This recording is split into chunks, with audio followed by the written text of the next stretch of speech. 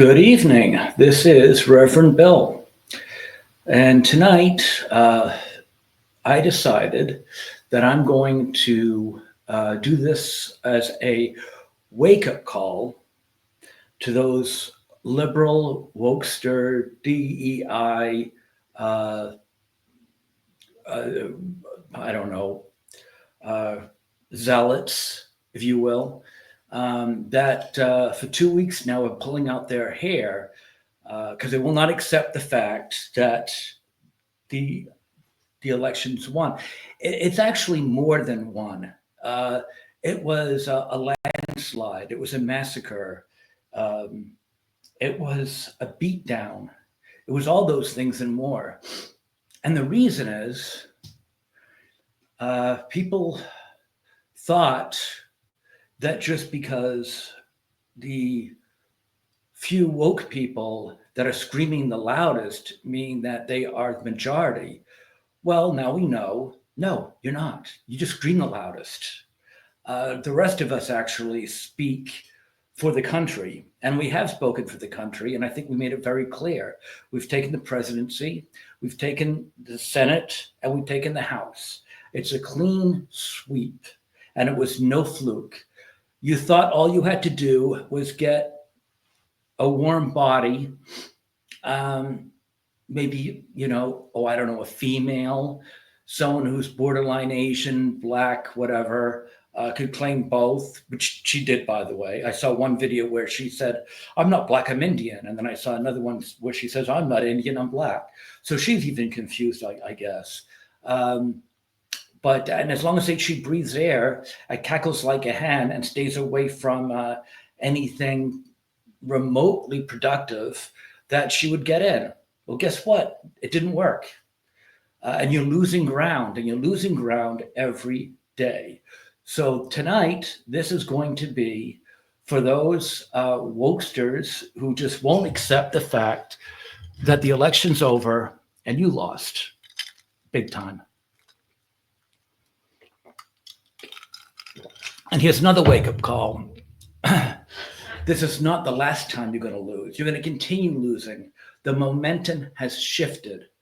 You had it, and now it's gone. And the rest of us are fighting back. For the past 40 years, you've bullied us in so many things by bringing all these illegal immigrants in and treating them like kings while neglecting our own homeless, and trying to force us to say pronouns we didn't believe in, trying to get us to call men dressed up in costumes women, saying that they can be pregnant when everyone knows that they cannot be, unless you do some crazy kind of operation somewhere. Or it's gotten completely out of hand. And the thing is, you guys, you weren't happy with a little minor victory. You kept on pushing us and pushing us and pushing us. And we finally had enough. And now we're pushing back. And I think we're going to take just about everything back, starting with the incredible mass deportation that is going to be under Trump, with is it Tom Home that's going to be doing it? He's also promised to bring in the National Guard and other military if need be to get this done. Sanctuary cities can't count any weight with them anymore. They're taking away that status to get rid of them. And if they want to come back in the country, let them do it legally, okay?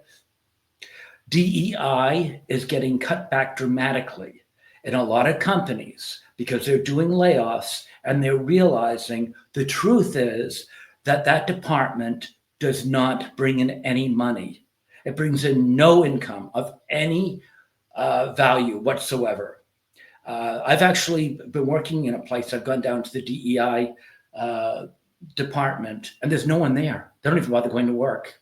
There's nothing for them to do. It's a political job for the most part. And they're finding that, you do not bring any income in. And it's all about making money. So, there's that. And I actually was laid off by DEI way back when it first started, and I was laid off by a person that had no idea what I did, didn't care what I did, didn't care. No one else in the company knew what I did, and I was shaking my head like I can't believe this because I knew once I walked out that door and something went wrong that I'll be looking like who can do that? And the guy upstairs that let me go, all he cared about is I was straight white male. That apart from that, he had no idea what I did. Um, and I know there was issues there, and I don't want to get into more details. But yeah, these people have no interest in finding out what's bad for the company. All they're interested in is statistics and numbers, and how many boxes are checked. They don't care about competency at all. If they did, they would never have let me go. They would have actually found out there was no replacement for me. It's kind of crazy. It's like if you go into a BMW dealership and you call the mechanics out, you got to let one of them go. You see this guy's a BMW mechanic doing for 20 years. You see this guy, he just got hired last week. He might be minority. He worked with Nissans. And then the guy next to him, he's probably just got promoted. But he's another minority. They let the BMW guy go, who's the only guy that really knows BMWs, but he's not a minority. So out the door. It was that crazy. And they don't care. It might be little rough waters for a while, but we'll recover. Anyway, other things too, like these pronouns. I have never, ever referred to a person as they, them. And I will not ever refer to a person as they, them. It is nonsensical. It makes absolutely no sense to call a singular person by the plural. I don't care what their reasons are. If they get a problem with it, that's their problem. It's not a me problem. Okay, they're going to have to deal with society because I don't think there's going to be a lot of people bending over backwards anymore trying to appease these people because they've tried, and we found out there is no pleasing them. They just want more and more and more, and this is a pushback. Definitely a pushback. And I don't think people are going to be, bending over backwards to make sure that these people are so happy and comfortable in they're in their safe space. No, not doing it. Didn't do it, won't do it. And I'm sure I'm not alone in this. And this whole thing about men in women's bathrooms, why is that even an issue? We don't want men going into our restrooms with little girls. It's not a good combination. In what universe is that okay? Why is it such a big deal for them to use, a restroom that has men? It doesn't matter. It's a restroom. What do they have, little testicles by the urinals? No, it's just a restroom. Use it. I don't. When I really have to go and, I'm hiking somewhere and I see a restroom, I rush in there, porta potty. I don't really care if it's for a man or for a woman. I just got to go. And I don't see why it's a big issue with these people. Just use the bathroom. And we want to keep our children safe. I think that's a pretty normal thing. It makes sense to me. Doesn't always have to make sense to everybody. If I have a dog with me and there's a little girl and she sees the dog and gets scared and I know the dog would never hurt her, I'm certainly going to pull the dog away. It's not worth it scaring her when she knows there's a potential problem. If the girl's scared, you move the dog. Would the dog ever hurt her in a million years? No, but that's not the point. You want the girl to feel safe. So anyway, that's just another stickler that I have here. So no biological men and the same bathroom with little girls would be nice. And this whole thing, if somebody calls someone a sir and they like to think that they're, a woman.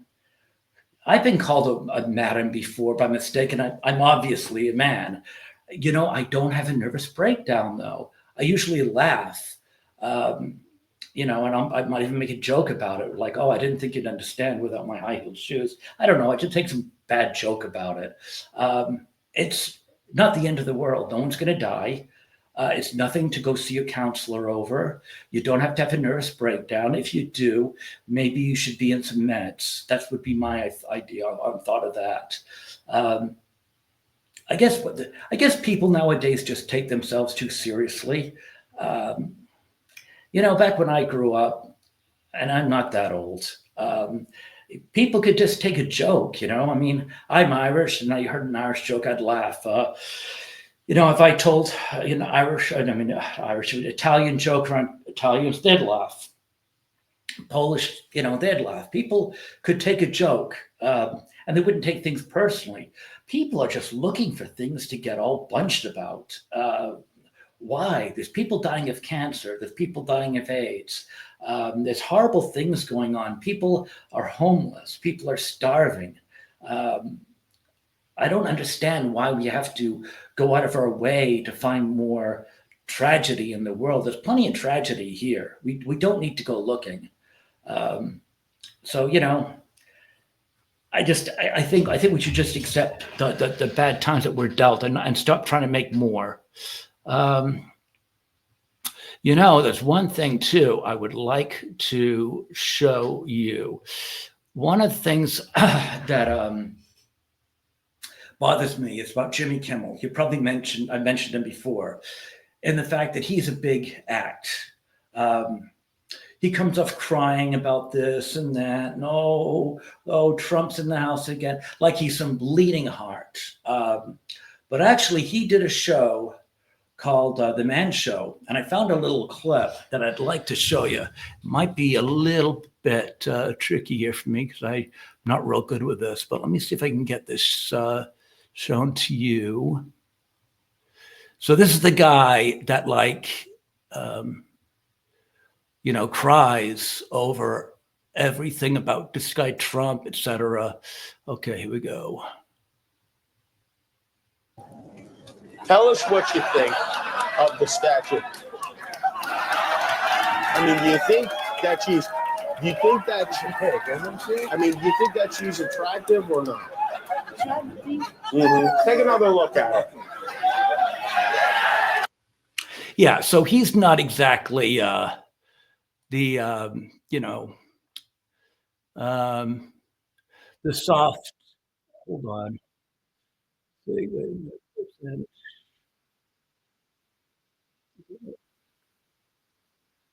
Okay, so he's not this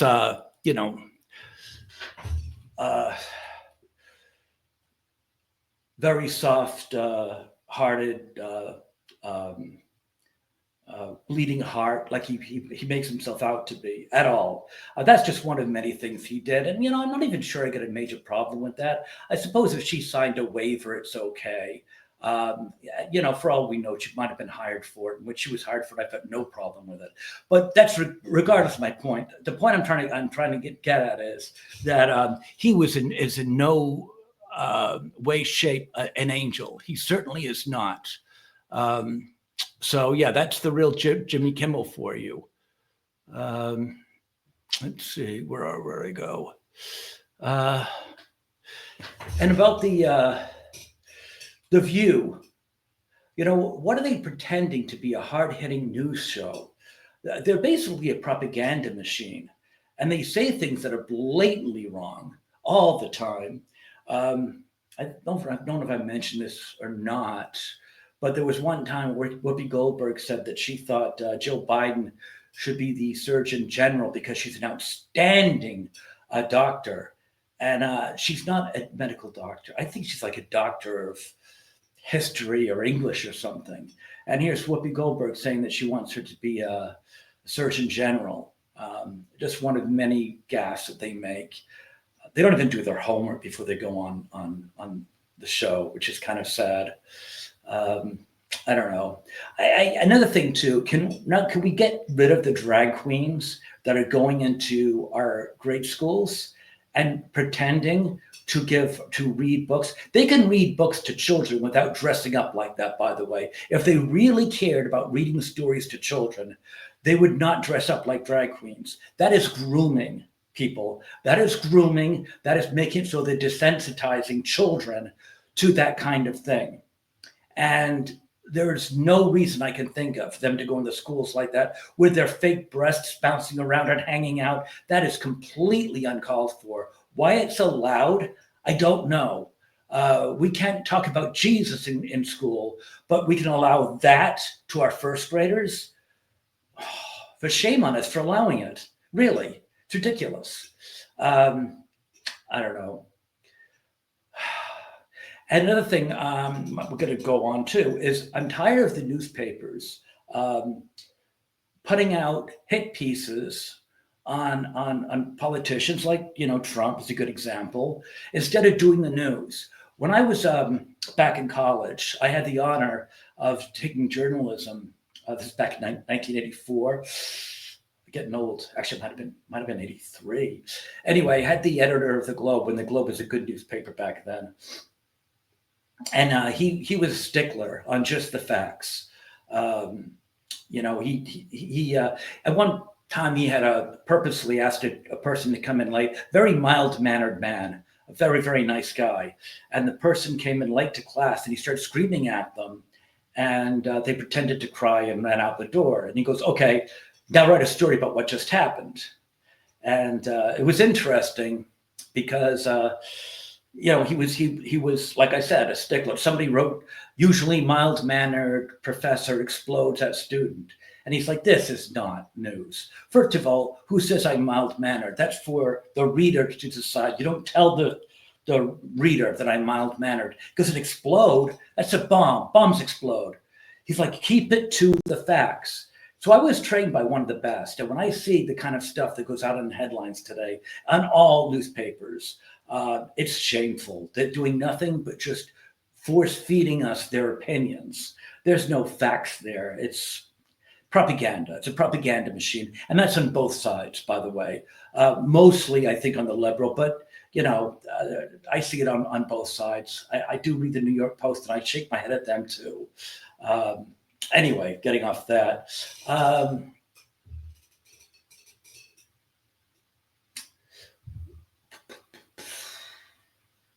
Yeah. Oh, yeah. Here's another one. Christina Applegate. I know she's going through MS, and I'm sorry she is. Back in the 80s, I had a mad crush on her with Married with Children. Not so much anymore, but no, seriously, I got a soft spot in my heart for her. But enough's enough. She was saying that she was worried that her 13-year-old daughter now is going to lose her right. She was referring to the right to have an abortion, I guess. 13. I've been a parent. I've had two of my own, and I've had two stepchildren. And I got to tell you, if they're 13 and, your foremost thought or concern is that she might not be able to get an abortion if she felt like it, that's a red flag to me. There's something not right. At 13, you should be playing soccer. Not worried about having abortions. If her 13-year-old daughter is really crying about the fact that she's worried about getting an abortion, I would say that battle's lost already. That's just my opinion as, a father. And no one lost rights. They put the decision in the hands of the state, which, from what I understand, it should have been in the very beginning. It was just corrected. It should be a state's rights. It should not be a federal law. So no one lost any rights. If the state wants to have abortions, they can have abortions. This whole thing about, I lost rights. No, you didn't. There was a law procedure that got corrected, and that's it.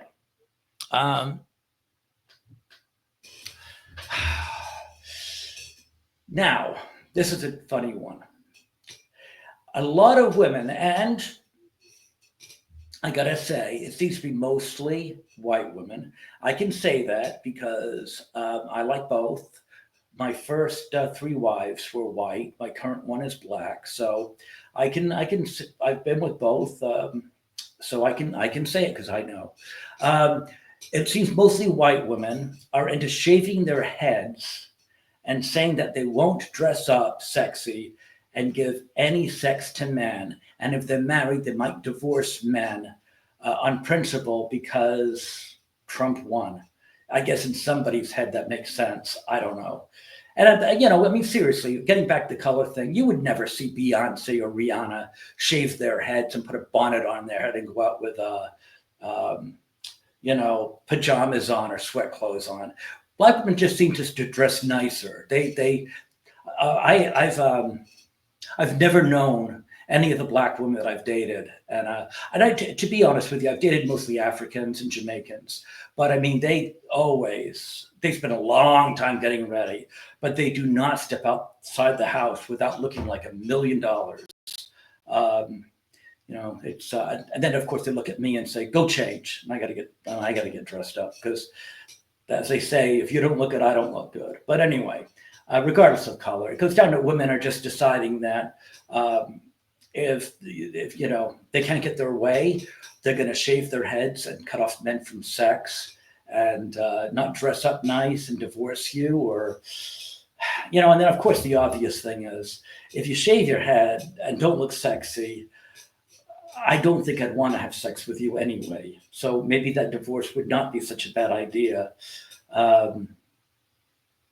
Anyway, I mean, I don't know. I wouldn't knock on any doors with a bald woman with an attitude and dressed in a potato sack. But that's just me. Maybe it turns you guys on. I don't know. And also that actually means the Republican women get to steal your man. Think about that one. Okay. Oh, yes. I want to get to all those celebrities that promised to leave the country. And then let's put them on a ship or even maybe a rocket ship, if we could. I think Elon Musk could probably help with that. And let's blast them off into space. So in no particular order, and I'm sure there's more. These are the only ones that I could find.